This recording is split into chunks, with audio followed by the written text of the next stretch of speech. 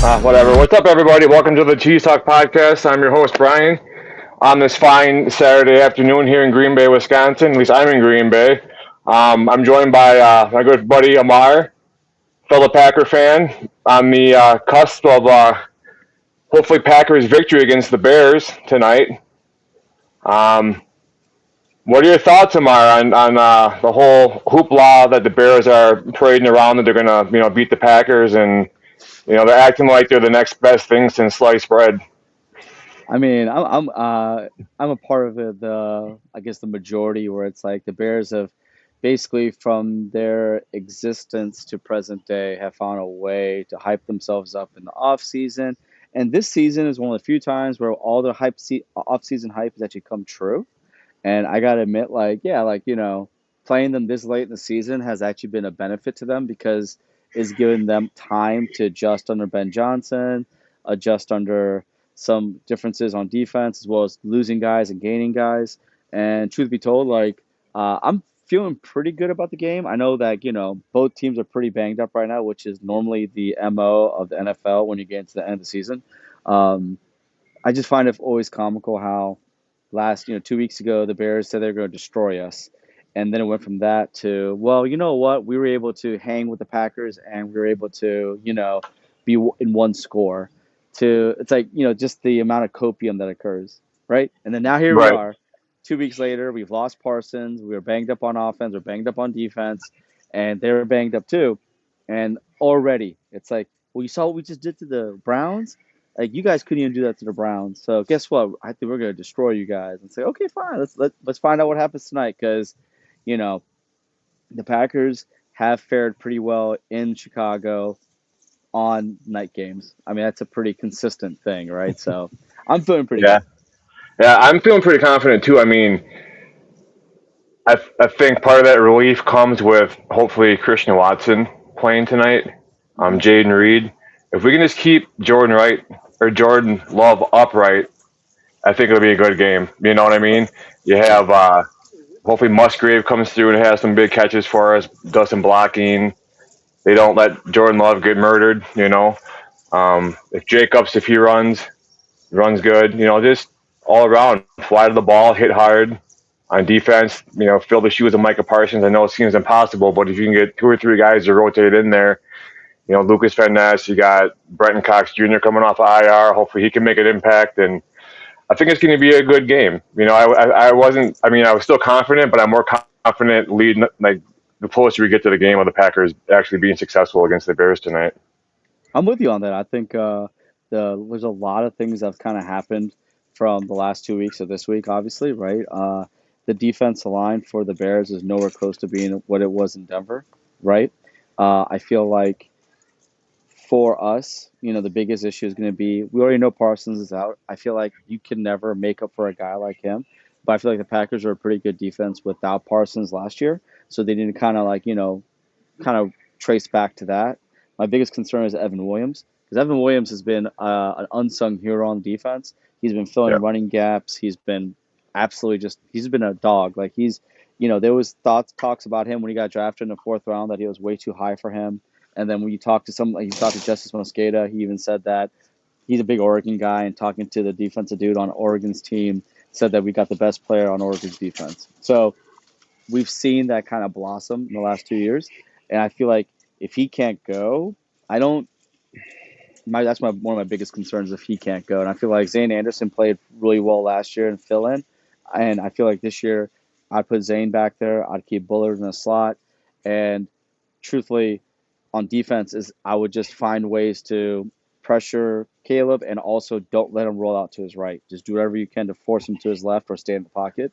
On offense, our biggest concern is Tom because you know in game when Tom went down, Jordan Love really started kind of looking at the pass rush more than he would if not. And that happened in the Niners game, in the divisional playoff loss, and then also happened in Denver. Um, but now that he has a full week of practicing without Tom, and if Tom doesn't play, I feel like as long as Kennard can get in, because he's also banged up too, right? So it's week two against Washington. We had to play on a short week against them. Zach Tom didn't play, right? Belton played at right tackle. He did a serviceable job. I'm hoping that we kind of keep the line the same and maybe just put Kennard in there, or we try to find. I do not want Jordan Morgan out there, but I agree with you. Keeping Jordan upright is the paramount thing that we need to do. Yeah, for sure. Because I mean, obviously, we all know the longer you keep him upright, the more he can, see the field and find his open guys, and that's just a big if. And he can even make plays on his feet. Don't be afraid to Right. run. You mentioned Caleb Williams earlier. What adjustments after watching him? Kind of. Kind of like in the second half, he started to get more mobile and picking up more first downs and more yardage on the ground. What would be a good cure to limit him from getting those runs? Would you just send somebody after him and just like, who would you send after him? Coop? Yeah, I honestly I felt like there was something that Mike Wall said on Andy Herman's Pack a Day show. Actually, no, he said this on the Sparky Pfeiffer radio show yesterday, where Quay Walker was one of the best blitzing linebackers to come out of college. He did that, excelled at that at Georgia, and then when he came in the league, he started doing that pretty well too. But he wasn't utilized that way much by Joe Barry as he has been by Halfley last year. Dog blitzes and stuff like that. So I would put Coop or I'd put Quay spying him and then flushing him out. Because the thing with Caleb is if you allow him to extend plays, he's going to find somebody open. He's going to make a really miraculous throw. He can't make the easy, like he can make the easy throws. He just hasn't shown that he can, but he will eventually. But he's been shown that he can make those really off the cuff, off schedule throws that will just make. I mean, it reminisces. I hate to say it, but reminisces a lot of like Rodgers doing that stuff outside the pocket, right? So my adjustments would be to continually send pressure, to understand that he performs better when rolling out to his right than to his left. So make sure pressure's coming from the right, so then he has to go to his left or stay in the pocket, and really doing everything we can to contain the run game to where it forces him to have to try to beat us with the pass. For sure. We got Wisconsin sports on Yeah, the go Trey. with Trey saying, "What's up, fellas?" Yes, Hey, I'd love to sir. get. I'm trying to work out getting you two on a show one of these days. That'd be great. That'd be awesome. Yeah, hell yeah, that'd be so fun. Go on and on and on. How do you think we're looking at receiver? I mean, as far as against their defense, if I Watson's mean, back and Reed and they got Wicks. Wicks kind of, I don't want to say disappeared last game, mhm. but he wasn't as crucial as he has been in the past few games before the Broncos. Like, what do you think adjustments need to be made to I get them think more open? yeah, with Dontavian Wicks, the biggest thing with him was that Detroit game was a coming out game for him. Then he got hurt. He's had either a calf or an ankle injury all year. And I feel like the Detroit Yep. game was the first game where he was healthy. And then after that, he, played sparingly in the Bears game and he was still banged up. And then he played in the Denver game, same thing, still banged up. That's why you kept seeing Bo Melton out there, right? As well as, Christian Watson went from being in the hospital to them literally practicing in 2 days. So for me, I think, and then of course Jalen Reed had missed a day for a personal reason. I think one of his former coaches, college or high school, passed away, so he had to attend the funeral. So I think that we have to make sure that we are getting not just touches and opportunities for Watson and Reed, but also Golden, because Golden was one of the shining stars against Denver last week. Uh, Chicago's defense lives and dies by turnovers. I think Kyle Gordon's going to be out.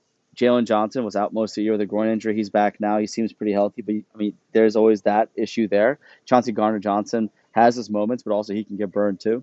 Um, Nashawn Wright is their ball hawk. He's live by the sword, die by the sword kind of guy where either he's going to intercept it and take it for a pick six or get an interception, or he's going to give a big play. It's one either or. There's no in between.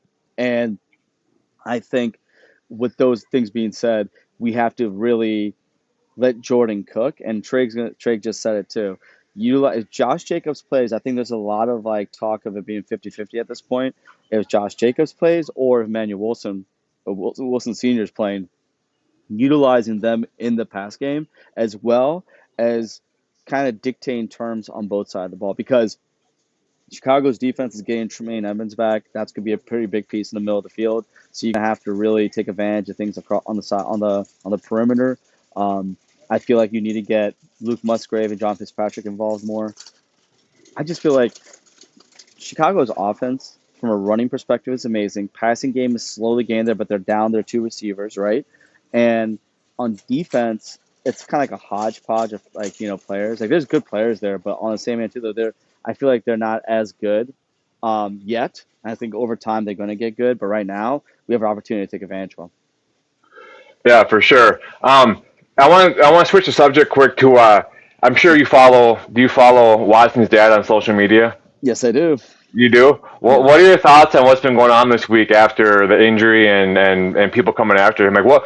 I guess. What are your thoughts on? I guess I'm not upset with like what he's saying and stuff because he's human. He has the right to like, express his opinion and Right. he's sticking up for his kid as well. But a lot of people know he played in the NFL, so he knows some of this stuff. And people think he's stupid, but I think he's pretty smart. And I just like to grab the bucket of popcorn and sit back and watch him. Just go after these people. What are your thoughts on Watson's Well, dad?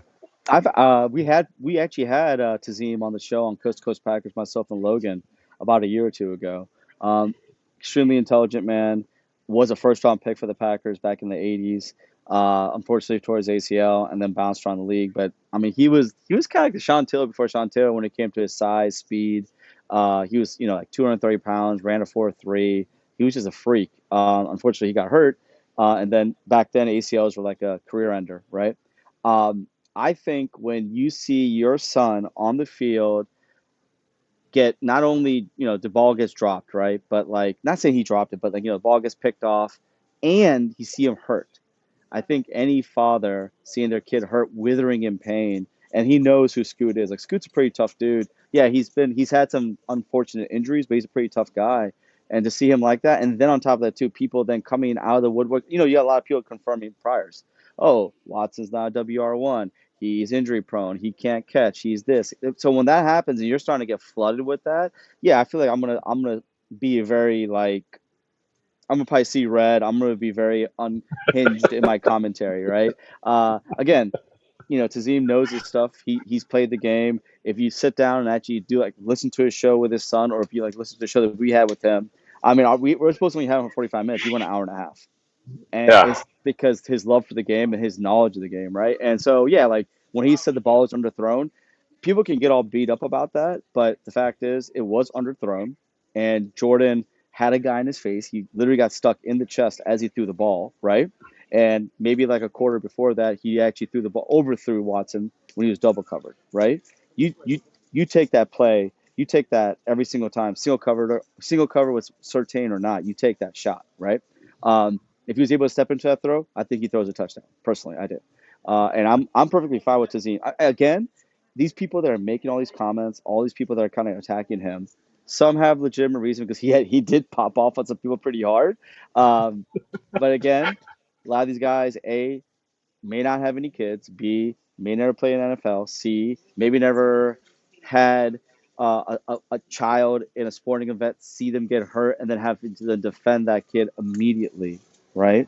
And it's one of those things where no matter what Watson does, it's like love. Like no matter how well they play, you have guys out there they're just waiting for them to fail so they can confirm priors, and you yeah, continually see that. So if I'm Watson's dad, I'm sorry, like I'm not in his shoes. I try to live. I try to be empathetic, and also understand that like unless you've lived in that person's shoes and you know what they're going through mentally when it comes to seeing something like that, you don't. I don't think people really know how any of them would react. Like I'm sorry, like if my daughter was playing a sport and she was withering in pain on the ground, and I got people coming to me telling me like, oh.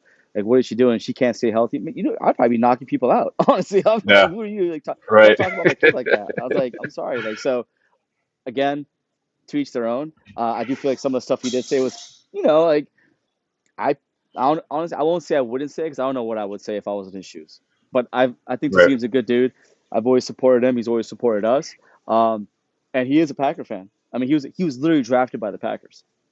So I right, think like people need to give him the benefit of the doubt, primarily because the fact that like unless you have a kid, unless you've seen your kid wither in pain, unless you've seen your kid not only just wither in pain on the field, but this isn't the first time this happened. I mean, last year his son tore his ACL, and he had to witness that, right? Watching his son go from that and then go to the hospital, right? Like, I mean, I'm just yeah. saying, like, I don't know. And on top of that, being so far away and feeling helpless.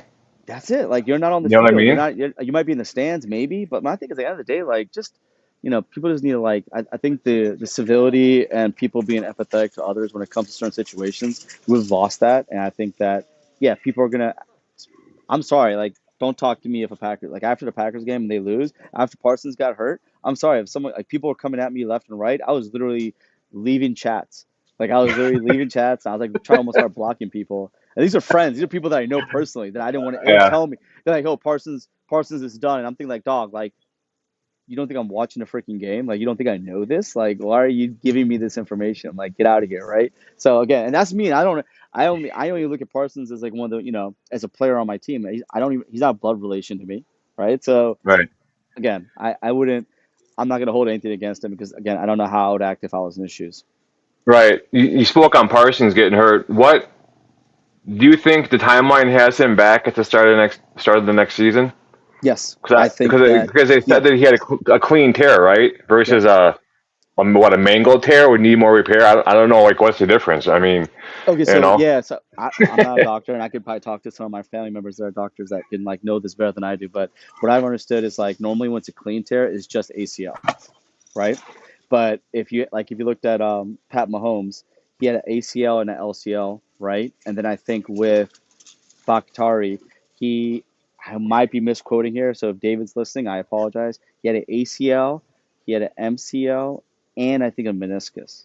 So yeah, because that knee, because there's so much ligaments, there's so much cartilage, there's so much stuff going on in there. Like if you have a clean tear, it's probably the best thing ever because then like it's just one thing to worry about, right? And then you repair that and you get it moving. And again, where ACL surgeries and recovery has gone from like 5 years ago to now, it's night and day, right? Like, I mean, Adrian Peterson, people were like, he came back in 5.5 months and he was a freak, okay? And he yeah, led the league in rushing that following year. Christian Watson tore his ACL on what in mid-January and he was yep, already running in summer. He was already cutting by training camp, and they just give him an additional 4 weeks at PUP. I kind of, I mean, I look at Parsons and I look at Watson, relatively same age, relatively high trigger, high, like high trigger type of athletes that are gonna have like I feel like they'd have a similar recovery. And again, I mean, Parsons is young. This is probably his first real serious injury, and the science has gone so far from where it was to where it is now. Like, yeah, I could see him coming back for September. Now, does the Packers let him start? Like, that's a whole nother story because they're very conservative. They were until McKenzie now is retired, and the new guy that's in there, I feel like is a little more lax. Um, I definitely could see. I'm the clown that thinks Mike is going to be back for the Super Bowl, but that's how crazy I am. Okay, so like so again, like Philip Rivers, even though he wasn't he's a quarterback, he's not a linebacker or a receiver. He played on a torn ACL in an AFC Championship game because he didn't want to yep. miss out on this opportunity, right? Braced his knee up and just was out there. Can I see Watson doing? Can I see Parsons doing something crazy like that? Absolutely. Will he do it? Probably not. And will the Packers let him do it? Probably not. But No, that's a huge investment, man. that's a huge investment that can go really bad really quickly, right? So at the end of the day, no, I think I can see him be back for January for September for sure. Yeah, I was thinking the same thing. First it was like um, you didn't know the severity of it. Obviously, a ACL tear is an ACL tear, and like you said, depending on Right. how it was torn, it's if he's back for the start of the season, that's awesome. Yep. We couldn't ask for anything better. I mean, obviously injuries suck, but they get back. Hopefully, like Halfley said, he's going to break the sack record next year. So hopefully, we can witness that next year. Watching the Hey, Packers. you heard what he said too. He said he's gonna break the sack record and he's gonna put it on Parsons and himself. So that makes me think that Halfley's here for another year. Because truth be Yeah, told, if you look at all the vacancies that are going to be out next year, I don't think any of them are very attractive, right? Like I wouldn't, even though the Giants is his hometown, like the fact that Schoen is still there, I wouldn't take that chance. If the Raiders get opened up, probably not. And then I think I don't know if there's anybody else. I mean, the other ones are pretty safe. Um, yeah, I mean, I would think he would want to wait for the right opportunity before he decides to branch out. And also, me and Trig were talking about this yesterday, or actually earlier today, where Halfley left the college, left BC because he didn't want to deal with NIL. He didn't want to deal with head coaching. He didn't want to deal with like players coming and going and leaving. He wanted to focus strictly on defense and just coaching, right? When you become a head coach, you are really far away from doing that. You know what I'm saying? yeah. And you're focused on so many different things, other not just coaching, but also the pulse of the team, travel, all kinds of crazy stuff, right? I feel like Halfley, if he's true to his word, I don't even know. He may take some interviews, but I don't know if he'll take a head coaching job anytime soon. Yeah, why not have one more solid year to put on your resume to maybe make that money worth it to go up? You know what I mean? If you Exactly. do a Absolutely. contract after this year, after next year, then you're worth more money, especially if you're coming back and you're saying that Parsons is going to break the sack record and all this, and you have a young defense, and it only makes your value go up. Sorry. Ah, sorry, I lost you there for a second. My bad. No worries. Where you at, Costco? Yeah, I'm at Costco. I was like, I'm trying to get some shopping done for the wife, and then I was like, I don't want to miss out on an opportunity to talk to my boy Brian, so I had to jump in here. Yeah, yeah. You No, like notice I was sitting on the saying. couch. I'm sitting on a couch that they're selling, so hopefully they don't yell at me too much here. Yeah, no, but like I was saying, he maybe after next year maybe does go elsewhere, but maybe next year is his chance to make his stock go up as the coach, and they can offer him more money, and maybe a spot would open up that he would want to go to versus he sees the bottom teams of the league this year. He's like, I don't want nothing to do with those teams. I don't know. Yeah, There's a lot. There's a lot that's probably going through his head. absolutely. And think about it too. Like when you hear Halfley talk, when Halfley gets on a podium and speaks, he is the most charismatic, and he reminds me of Tim Tebow after he lost that game against I think Ole Miss or something, and he just like he speaks in a way that motivates. He speaks in a way that makes you want to listen, and then you're engulfed by everything he says, right? And for me, like he's a leader of men. He's a true leader of men, and I feel like this is a great opportunity for him to show the NFL, hey, I just lost my number one defensive tackle. I just lost my number one pass rusher, and if he's able to keep this defense afloat, if not perform well to the points where we get farther in the playoffs, if we get past the division, we get to NFC Championship game, or fingers crossed, a Super Bowl. I mean, he may have the pick of the litter at that point, you know, Yeah, because a good coach is able to find a way to adapt to adversity, right? Like no matter you lose, it don't matter who you lose. LaFleur proved this last year when Jordan got hurt and he had Malik Willis in there. We didn't skip a beat, right? And Halfley has a great opportunity to show that as well too. what you mentioned, coaches have a great way, or good coaches have a good way to deal with adversity. What the hell happened to the play calling after Watson went down?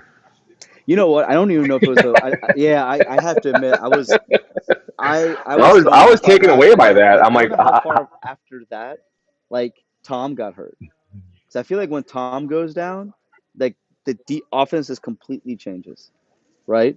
yeah, And I just feel like there's something about Zach Tom that it gives like Jordan like a security blanket, and on top of that too, it just gives maybe Coach LaFleur a little more confidence in the way he calls plays. But I'm with you. Like I think with Watson, he is the he is the alpha as well as the game changer, playmaker on our team. That what, like I feel like Jaden Reed, I feel like Golden can do those things too.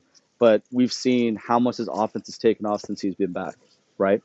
But it goes back to what Trake said. Trake said earlier today about involving Josh Jacobs in the passing game. The fact that he's only caught 2 touchdowns in his whole yeah, career is mind-boggling to me. Primarily because the fact that this guy he is an uberly talented player. He has amazing. He's everything. He's everything you want in a running back, right? And yeah, he's literally his knee's probably as big as my head right now, and he's still trying to run on it. You know what I'm yep. saying? And end of the day, like I don't know what happens with that. I honestly I think the Packers were shell shocked.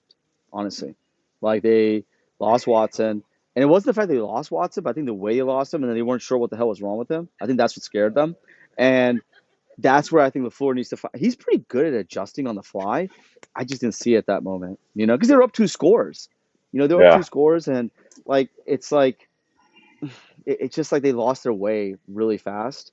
And that's the thing that I think LaFleur needs to improve on as a head coach. It's like, hey, bro, like if, when adversity hits, he has a good way of kind of managing that. Just need to do a better job of it when it comes to that. Because, yeah, you lose Watson. Let's say Watson is going to be a decoy today or he plays sparingly. Okay, Golden, Reed, Dobbs, they all need to step up. They all need to make their money, right?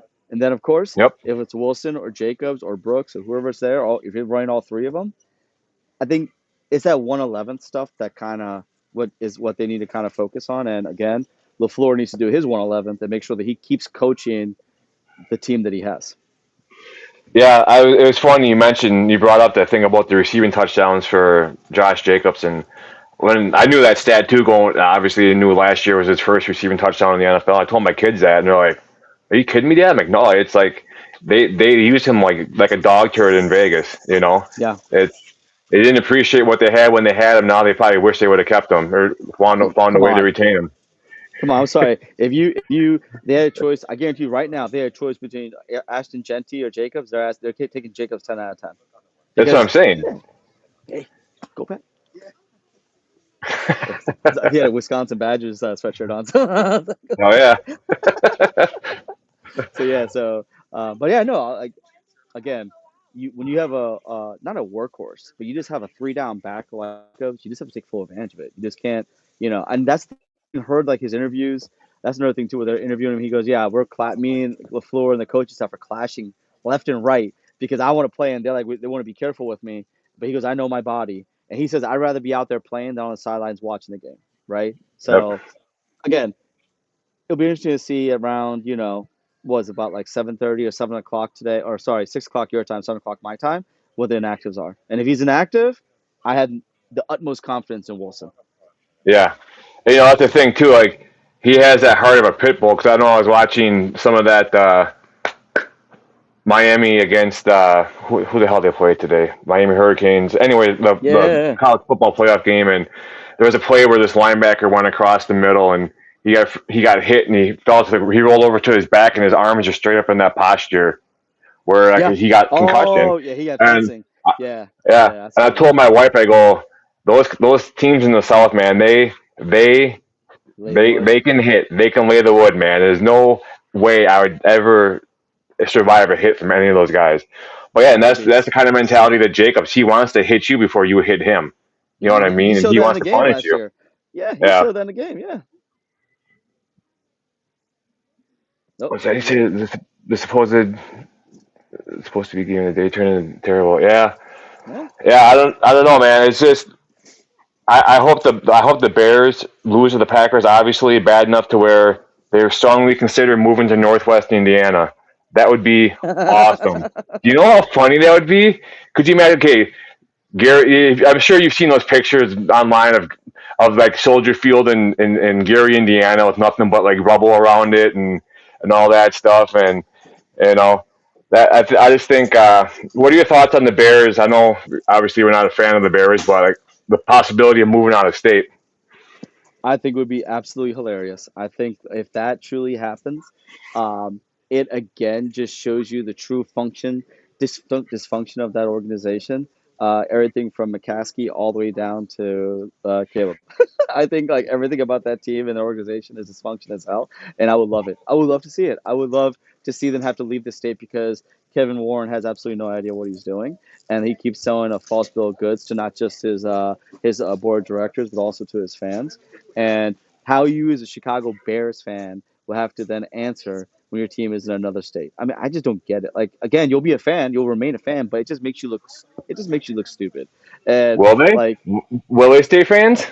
I mean, they probably will, but again, though, it's like, like if they've tough to it all this time, why would they change, right? It's like being a Browns or a Raiders fan. Like if you're a diehard, you stay with it through and through, right? But on the flip side, too, Right. like it's embarrassing as I don't know what, and it's like that's the thing as Packers fans, we've never had to worry about. 1265 Lombardi has stayed 1265 Lombardi, and then minus it moving from Milwaukee, that's it's never going to leave Green Bay, no matter all the drama that's going on between us and the city and all that kind of stuff. Green Bay's not going. Green Bay Packers are never leaving Green Bay. They're never leaving Wisconsin. Yeah, it's funny you mentioned that because I mean, I was reading an article where it was saying that George Hallis was one of the big reasons why the Packers stayed in Green Bay. Like Yeah. he is like no, he's like football belongs in Green Bay, and it's and all of a sudden how many years later the Bears are threatening to move out of Chicago. Yeah. Look, I'm telling you right now, like it's one of those things where it's like, I'm sure if the Packers could repay the gift, they would, but I'm pretty sure Kevin Warren and Ryan Poles don't want any of our help. Yeah, that's one thing. That's why I say like I may not stand Bears fans. I may not stand them, but at the end of the day, like we don't exist without them, and kind of they don't exist without us to a degree. And we will always have that. That's why like our rivalry is what it is. That's why like I don't really think about Detroit. I don't really think about Minnesota. And I always will have respect for Chicago as a city. I'll have respect for Chicago Bears as a team to a certain degree. But I can still troll and hate on their organization because it is dysfunctional, right? Um, Yeah, but yeah, I mean, again, I think it's absolutely hilarious that they might leave. And if that happens, I just think that adds to us as Packer fans to give them more things to make fun of them about. yeah, absolutely. And you mentioned, I mean, I always throw this. in their face. I'm sure they're well aware of it. But since Brett Favre, we're 52-16 against the Bears. Yep, that's it. That's That's what I'm saying. Like, it's not that's been a rivalry for embarrassing. a very, very, very, very, very, very, very long time.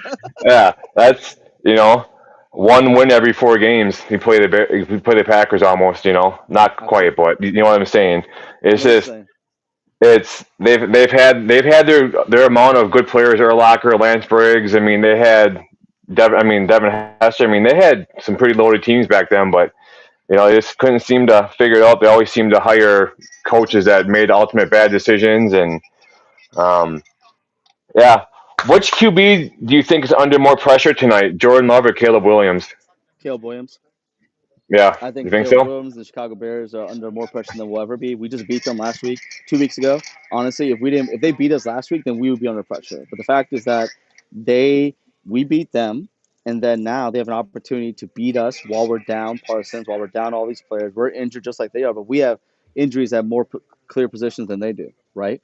Yep. And the pressure is going to be on them because they've had this hype train now for a while, and I feel like you know Jordan has already done it.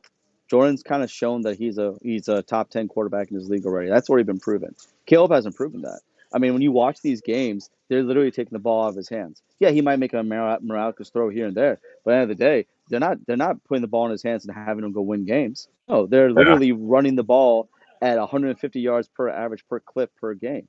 I mean, that's crazy. They're one of the best Yeah. rushing teams in the league. And again, I agree with that. Like, if you run the ball as well as you guys are, then you keep doing it. But the flip side is like, all right, but like you have a first pick over there, and he has one of the lowest completion percentages in the league. That's not by happenstance, right? And end of the day, like I feel like you really have to get to a point where you're like, all right, like when are you going to take the training wheels off? And they may take them off this game. They may not. They may wait another year. Who knows, right? But all I know is that I think the pressure definitely is on Chicago. Yeah. I think it is too. Even in their home stadium, I think it's going to be. I don't know. Without having Burden, without having a Dunze, I think that's huge for the Packers defense. You know, Absolutely, Nixon. Brian. When go ahead. Check your private messages real quick.